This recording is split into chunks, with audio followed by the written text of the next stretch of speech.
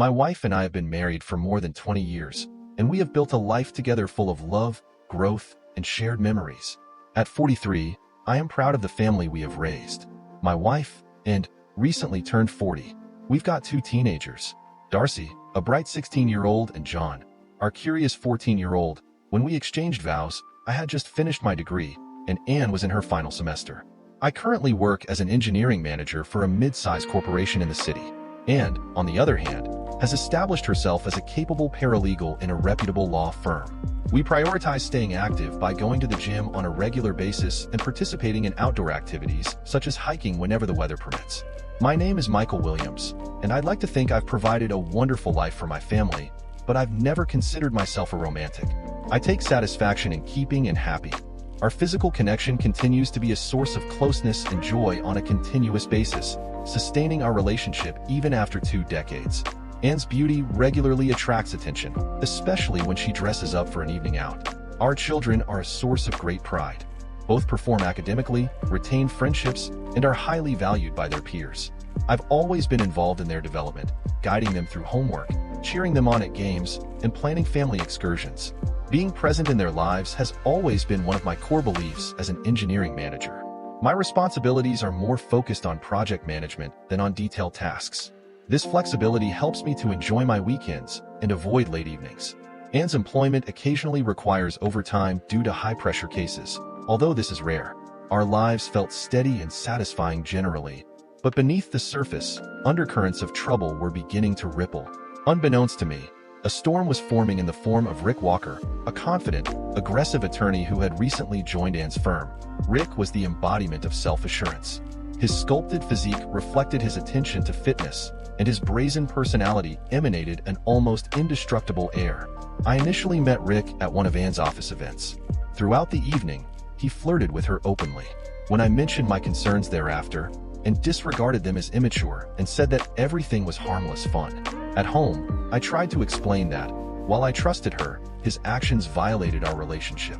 Though she didn't quite agree, she was arrogant enough to diffuse the situation, and life swiftly returned to normal.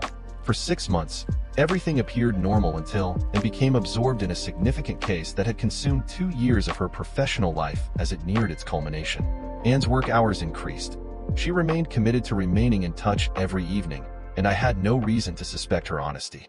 However, what began as casual banter with Rick had gradually turned into something more serious without my knowing when the matter was resolved.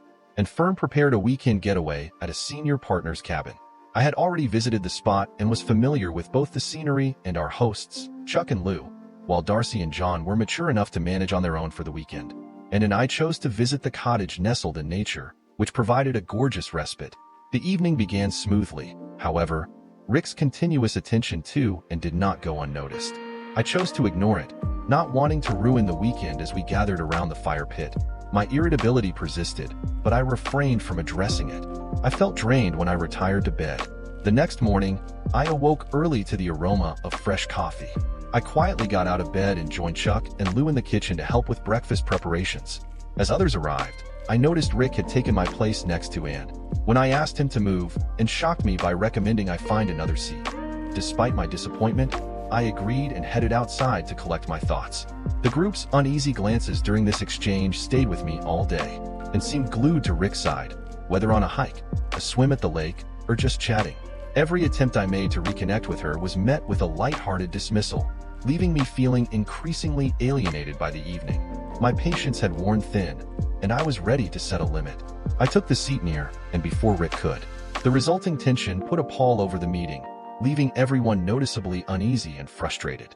I excused myself early and went to our room to pack for an early departure.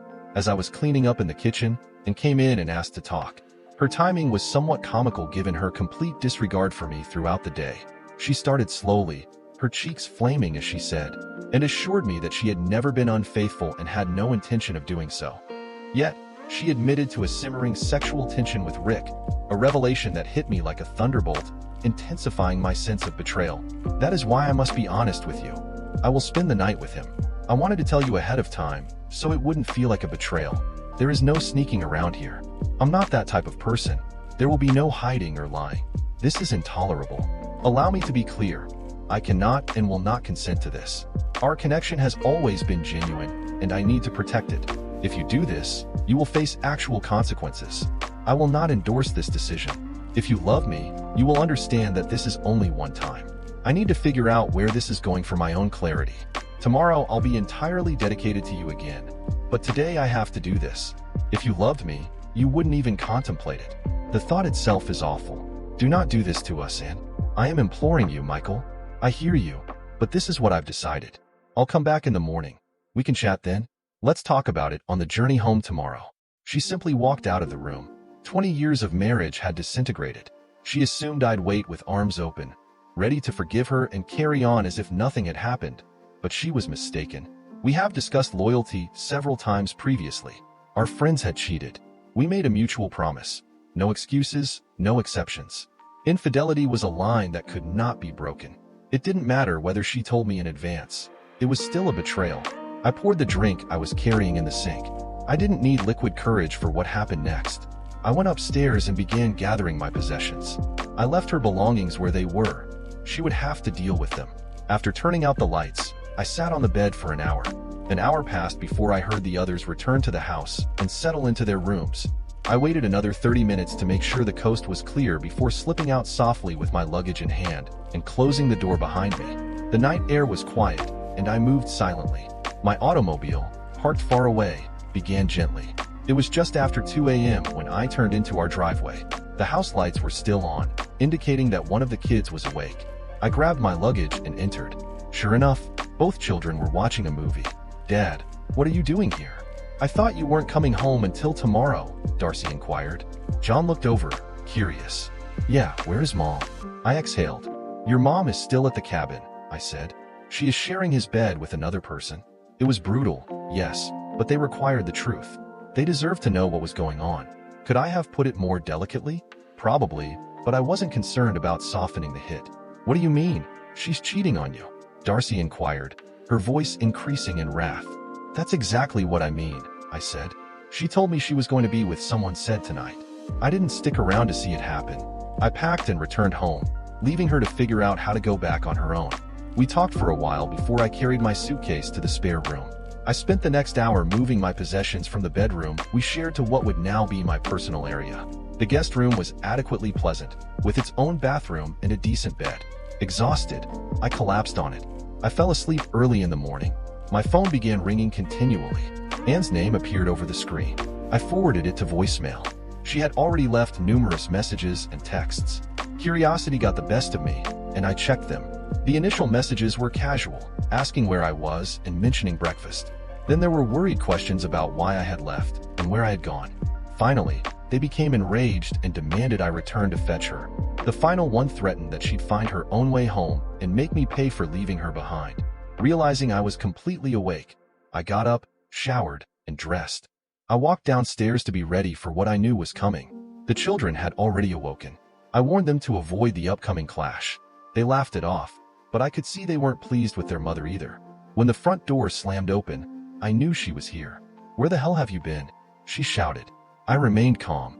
"Well," I said, "if you're looking for your dignity, I believe you left it in Rick's bed last night." Her cheeks flushed deep crimson, and for a brief moment, I worried if she'd pass out before her fury erupted. "How could you leave me like that and make me beg for a ride home? Do you realize how embarrassing it was?" She yelled. "I was going to make things right with you today, but you have ruined everything." I didn't flinch. Embarrassed was nothing compared to how humiliated I felt knowing you were with another man. And there's no way to make things right after what you did. You are currently damaged goods. How could you suggest that I am your wife? She cried. "No," I replied forcefully. "Maybe on paper, but my wife would not have done it. My wife vanished the instant you made that decision, but I told you I was open about it. It's not infidelity if I'm upfront," she argued. "Let me be clear," I added, my voice firm. "Did you sleep with someone other than your husband last night?" "Yes, I did. I warned you I was going to." "Did you allow him to get intimate with you?" "Of course," she replied, as if it were clear. "Why else would I spend the night with him?" "Then you cheated. Whether you told me or not is irrelevant. You did not seek my input. You made a decision and dismissed my objections. That is betrayal. End of story. If you genuinely cared about me, you'd let this go," she said. "If your love was genuine, we could get past this." Such a foolish thought. If she'd ever truly loved me, she wouldn't have considered being with someone else without saying anything. I turned aside and went to the garage to work on my 1969 Nova. That automobile began life with a tiny 6-cylinder engine and a 3-speed manual transmission. I replaced the engine with a small block V8 and modified the transmission to a 4-speed. These days, automotive fans are all about restomods, which include retrofitting historic vehicles with modern computer-driven engines. Yes, they get greater horsepower and better fuel economy. I will not dispute, but I prefer the old ways. Modern engines are overly reliant on computers, and maintaining them requires an IT degree. Give me a classic setup any day. With older engines, you can do the work yourself, run the wiring, make a few adjustments, and you're good to go. However, with modern systems, you must install electronic components, connect a controller, and then pay a professional a small fortune to program it all before the engine will start. No thanks. Throughout the months that followed, and made numerous attempts to get me to talk to her, I was not interested. She even sneaked into my room late at night on several occasions. I'd expected this and changed the locks. As far as I was concerned, we were simply two individuals living together for the sake of the children. Why didn't I simply file for divorce? The solution was straightforward. The children. The prospect of being reduced to a part-time father was intolerable. I couldn't bear the thought of being apart from them. Also, John had just 3 years till he graduated high school and left for college, and eventually sought to involve the kids in her efforts to get me to engage with her, which backfired miserably. The kids were unhappy, especially when she attempted to portray me as the evil guy. Darcy was ready to call her out. "Mom, Dad has never said anything negative about you to us," she remarked firmly, "but you've criticized him more than once. Don't blame him for our feelings. That's on you." Those were difficult days for the Williams family. For months later, and tried a new tactic. While the kids weren't home, she dressed provocatively, sometimes in lingerie that left little to the imagination, in the hopes of seducing me. I'll confess, the temptation was there, and is a beautiful woman, but I resisted. Her betrayal was not something I could just overlook. 6 months after everything had disintegrated, she made her most daring move yet. One evening, she stood in front of me, wearing a silky black nightgown, and said frankly, "I can't do this anymore, Michael. I need you." "It's been 6 months," she explained, her voice shaking. "I need you to come into bed and make love to me." My response was cold. "Why don't you phone your lover instead?" Her voice trembled as she rejected it. "I do not have a lover. I have not been with anyone since that night. I am asking you, Michael, and if you refuse, I will find someone who will." The ultimatum was obvious. I gazed at her steadily. "Just make sure you take them somewhere else. Do not bring anyone into this house. Go to their house, hotel, or car, but not here." Her face collapsed, and she raced out of the room in tears. Actions have consequences, and hers had brought us here. "I do not want anyone else," she wept as she departed. "I only want you." For some, my refusal may appear harsh. She is beautiful, after all, and it has been months, but every time I thought about it, all I could see was her in another man's arms, her co-workers laughing behind my back. That vision was enough to quench any yearning, regardless of how gorgeous she was. Betrayal eclipsed everything.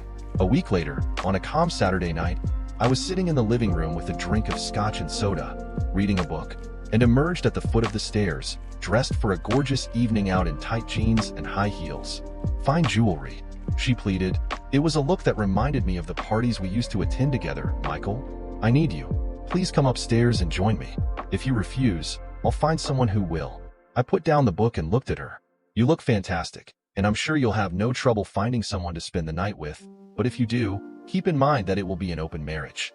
If you sleep with someone else, I will consider both of us free to see other people." "That is not what I want," she responded, her voice rising with fury. "I want you. I'm offering myself to you, but you keep turning me down. Why? If you don't want me anymore, simply say so. Do you desire a divorce?" "No," I responded calmly. "What I want is the woman I married, the one who loved and remained faithful to me. That is not who you are anymore. You broke my trust that night, and I don't know how to regain it." "I vowed to be faithful," she replied anxiously. "I will never hurt you again. Words are meaningless after what you have done." I said that actions matter. Tears ran down her face. "How long will you be punishing me? What can I do to solve this?" I exhaled. The weight of everything pressed down. "There is nothing you can do because it is already broken. My priority now is to make things work for the children. Once John graduates, we'll part ways. Until then, we are just housemates." Looked devastated. "If this is the case, I will file for divorce myself." You are welcome to do that, I said, but the kids are old enough to select where they want to live, and I am confident they will choose me. She stared at me for quite some time before walking away. The decision was definitive, trust was lost, and no apology or promise could bring it back. The harm had been done, and the route forward was clearly obvious. The first option was straightforward. We could complete our divorce. The alternative to quickly transforming our responsibilities into part-time parents was unconventional. Continue to live together while giving each other entire independence. This would assure that the children had both parents at home, even if our marriage existed only in name. We'd live under the same roof but have completely separate lives. Otherwise, dating other people was allowed as long as we committed not to bring anyone back to the house. True to the agreement, she dressed up that evening, meticulously did her makeup, and went out. In the meantime, I began navigating the world of dating myself. Within a month, this became our new normal. Polite but distant, we coexisted as pleasant roommates intent on co-parenting. Outwardly, we still appeared to be a family. Social commitments frequently required us to attend gatherings together to keep appearances. However, it did not take long for coworkers to put things together. I started meeting ladies at work, and she started dating males she met through hers. She would occasionally try to reignite our spark, and to my chagrin, I sometimes gave in. She remained as attractive as ever, and after a few drinks, my resolve faltered only slightly. Even then, it was entirely sexual, with no emotional connection. The partnership eventually came to an end, as it had to. "Is this truly the end?" and inquired, her voice wavering as I loaded another box into the back of my truck. "Yes, this is it," I confirmed. "Thank you for 20 amazing years," she murmured humbly. I corrected. "It was 23 years. "I know," she muttered, her eyes welling with tears. 3 years have gone by. John had moved into his college dorm, and Darcy was preparing for her first year of university. The house had been sold, and we were both packing up the vestiges of our shared history. Our divorce was practically complete, awaiting only the judge's signature. We had divided our assets equally to ensure the children's college finances remained intact. As she packaged up souvenirs, she murmured softly, "I still love you, you know." "I know," I responded, equally somber. "I'm sorry." "Me too," she murmured, tears flowing down her cheeks. "Will you call or visit me?" "No pressure, just stay in touch." Although the animosity I previously had toward her had dissipated and the profound love we once shared was gone, I couldn't bring myself to hate her. In many respects, she'd become a friend. We'd always have a connection through our children, and to be honest, she still held an obvious charm. "Sure, we can do it," I said. Birthdays, graduations, weddings, and grandchildren would bring us together. Regardless, the children forgave, and for her past actions, albeit their relationship with her was never the same. She purchased a modest 3-bedroom apartment for their trips, while I moved into a tiny house with land and a workshop. Living in the same tiny town meant that our paths constantly crossed. We continued in touch, occasionally meeting for dinner or drinks, and she hinted at reconciliation. I was aware that it was unlikely. She finally entered a couple serious partnerships, whereas I enjoyed my single life for myself. Marriage has accomplished its purpose of raising children and providing companionship. With the former finished and the latter no longer a priority, I saw no reason to marry again. 5 years after our divorce, and invited me to lunch. "I have a significant favor to ask," she said. "I understand if you say no, but please consider it." "Go ahead," I said, putting my drink down. I got a hunch this was more than just a casual supper. Glancing around, I asked, "Where's your boyfriend? Doesn't he mind if you meet me?" She smiled. "Andrew knows. He actually urged me to ask. If you want to talk, he's happy to do so." "Okay, I'm listening," I said. "Michael," Andrew proposed, and I answered, "Good on you." I asked, "Do you love him? Are you prepared to move forward?" "I'll never fully forget us," admitted, "but I've come to terms with our ending. Andrew and I are happy. I love him, and I'm ready to start this new chapter. So what's the favor?" I asked if you're looking for my blessing. "You already have it." She hesitated before saying, "I want you to walk me down the aisle." I was taken aback. "What? I want you to give me away at my wedding," she repeated. And most ex-wives don't even invite their ex-husbands to the wedding, let alone ask them to play a role in the ceremony. I said, still processing the request. "I know, but hear me out," she said, explaining her reasoning. "You were the most significant man in my life, aside from my father, who's no longer here. You were my last great love." This gesture would symbolize passing that part of my life to Andrew, showing everyone we've moved forward as friends, though unconventional. Her logic carried a peculiar clarity. I met Andrew for drinks that evening to hear his perspective. He confessed to initial reservations, but had come to support averse reasoning. I even consulted our kids, seeking their opinions. Ultimately, I agreed the wedding was as unconventional as the request, yet deeply meaningful. When asked who gives this woman away, I responded, her family and her ex-husband. The reception was lively, and my role in the ceremony was well received. A few women even approached me. Intrigued by the unusual dynamic as I watched and embark on her new journey, I felt a profound sense of closure. Our story had reached its conclusion, but the threads of our shared past had been delicately woven into her new beginning. This concludes the story. If you like it, then put your powerful like and subscribe to the channel.